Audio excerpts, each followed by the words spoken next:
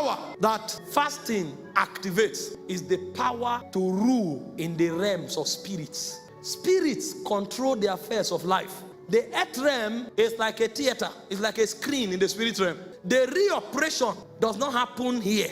It only manifests here. It's like the LED screen we are watching. These pictures you are seeing are a product of a very robust circuit system that projects the impulses that is transmitted through electric current. My son, when a phone starts ringing, he will rush because he's wondering, how did somebody's head enter this phone and he's talking? Because he assumes somebody's head is inside the phone. So he's checking to look at. It's a complex manipulation. Everything happening on earth is orchestrated first in the realms of spirit.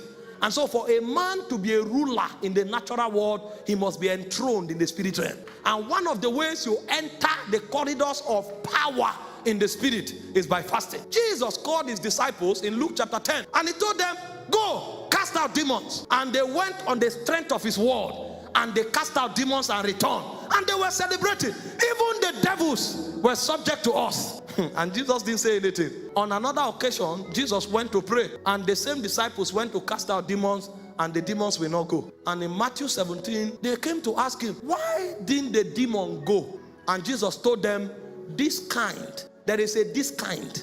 He said, this kind goeth not but by prayer and by fasting. There is a demon you will cast out because you have a revelation.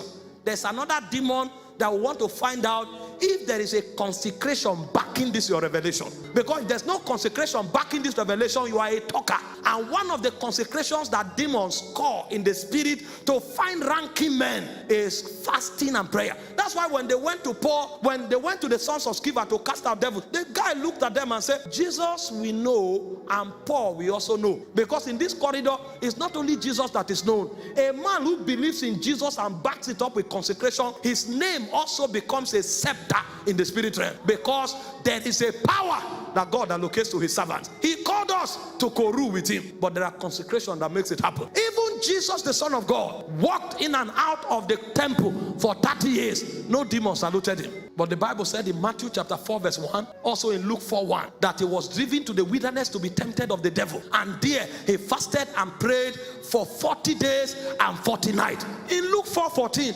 when Jesus was returning, he said, and he returned in the power of the Spirit, and his fame went abroad. And immediately he entered the synagogue. Demons began to scream, why have you come here? The question is that the first day he came there?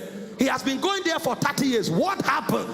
Jesus needed to activate a power, and it took fasting to activate it. In fact, in Matthew 4:15, he said, the land of Zabulon, the land of Naphtali, by the way of the sea, beyond Jordan, Galilee of the Gentile. The people that sat in darkness have seen a great light. That death can continue in that family until somebody rises up.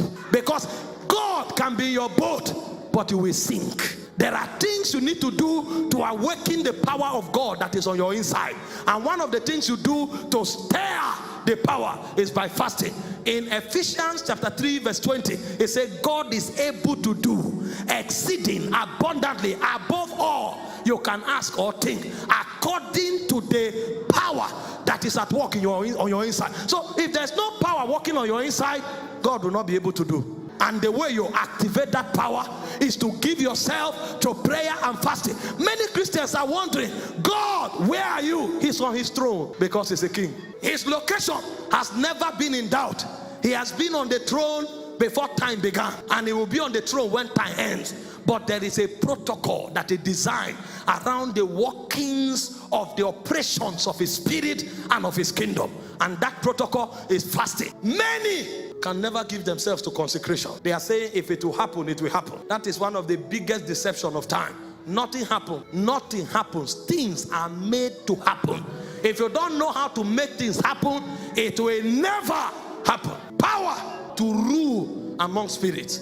Power to rule among demons. Many don't know what happens in their spirit. They just leave their spirits porous and throw anything and everything there. The physical reflects the spiritual. Have you not seen young people with a lot of flesh, yet they are obese because they can't exercise their bodies? You find a guy so large, he can't carry a bucket of water. So much flesh, but no power. Put that that guy in a gym, let him lift irons for 3 months. That flesh will be coupled, and that guy who was weak will suddenly come out and become a giant, a macho man. It's not about the flesh, it's about the exercise. So the power can be in your spirit, but it will be dormant. Every time we begin to fast, we excavate power, and suddenly you will discover that what you are looking for is not outside you, it's inside you. He said, with joy shall ye draw out waters from the wells of salvation. There is a power on your inside, but it will take fasting to fetch it. That's why demons mess up with people. If you become volatile through fasting, even the demons will advise themselves that this is not a place to be, because fly only perch on cold food. When you become hot, there's an intelligence in the fly realm to know that if you perch here, you are in trouble. There are men that demons tell themselves, don't go there. If you even fly over that house, there will be problem. You will not walk for 1 month because they are too volatile. They are volatile. Paul said, in fasting often I pray in tongues more than ye all. So they know him in the demonic realm. If you get him angry, there will be challenge. He knew how to walk power. Every Christian should rule among demons. It's our first, in fact, it's one of the signs that prove that we are Christians. He said, these signs shall follow them that believe. In my name they shall cast out devils. And so when Christians begin to struggle with demons, it means they've not touched power. They've not touched what it takes to survive and to succeed in time. And may God not make a demon know that you are susceptible to him. Demons are wicked creatures. You must rule over demons. You must dominate demons, and you must subject them to do the will of God.